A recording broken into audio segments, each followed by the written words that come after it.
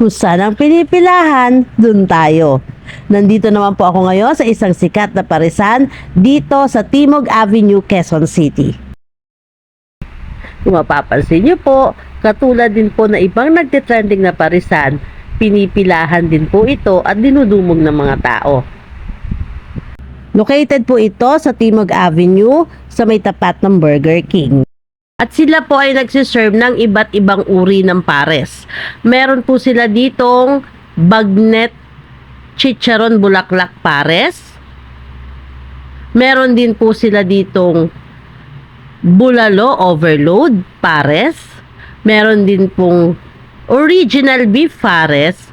Meron din silang beef mami pares.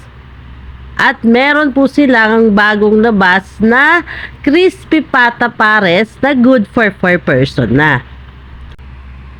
So, ang in-order po namin dyan ay isang bulalo overload pares at ang kanilang original beef pares.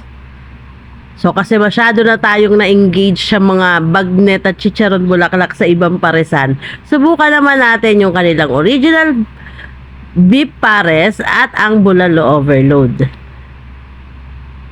So, ito po comes with only rice po. So, kung gaano karaming kanin yung gusto nyong kainin, pwede po kasi only rice po ito. At syempre, hindi nawawala, may free soft drinks din po ito.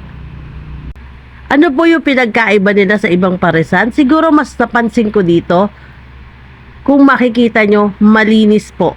Malinis po yung kanilang kitchen, yung service area, at yung kanilang dine-in area po, malaki, malawak, maaliwalas. Tapos, sa condiments, hindi tinipid ang kanilang mga condiments.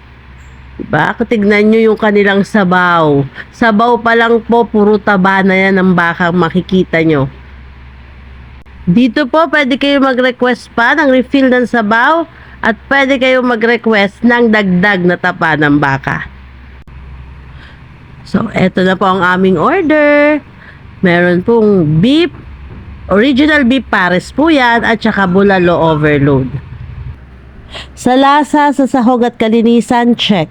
Siguro one of the best pares na natikman ko. Ito po ang aking honest review para sa parisan dito sa Timog Avenue, Quezon City. Thank you for watching!